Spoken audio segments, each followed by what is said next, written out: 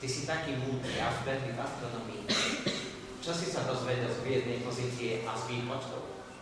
Kráľ Melichár, hviezdy naznačujú, že práve v tejto dobe sa majú splniť písma, predpovede dávnych prorokov, o ktorých sme čítali. Práve teraz sa má narodiť Spasiteľ sveta. Z výpočtov som sa dozvedel, že onedlho sa zjaví na oblohe zvláštny úkaz, akási silná hviezda, ktorá nás k nemu dovedie. Drahý Gáška, ty zase dobre poznáš spisy prorokov. Povedz nám, čo o tom pravia oni? Mám tu zvitok knihy dávneho proroka Micháša. Počúvajte, čo hovorí.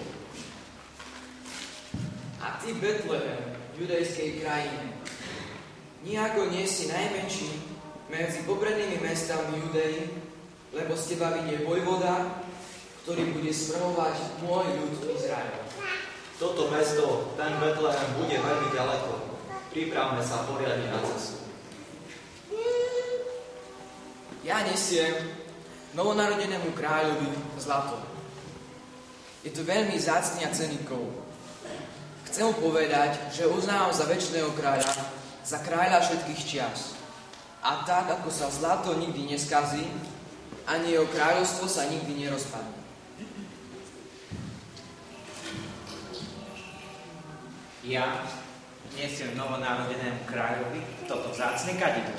Je to živica získaná z istého stromu. Keď sa nájde živica kvora tohoto stromu, vytečie z neho táto živica a keď sa položí na žeravý uhlík, vytvorí sa biely dym, ktorý stúpa nahor a krásne vonia. To znamená, že tak naše modlitby budú stúpať Bohu. Chcem mu týmto darom povedať, že ho pokladám za večného a veľkého Boha.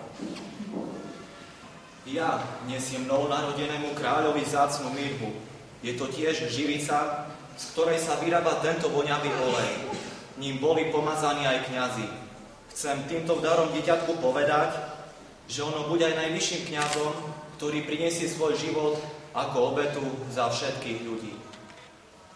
Bratia, poďme teda sa pokloniť tomu nášmu kráľovi. Ja sa už neviem dočkať, kedy ho uvidím. A ja cítim veľkú túžbu stretnúť sa s ním. Tak poďme, všetko sme pripravili, rýchlo poďme do Betlehema, aby sme neprišli neskoro.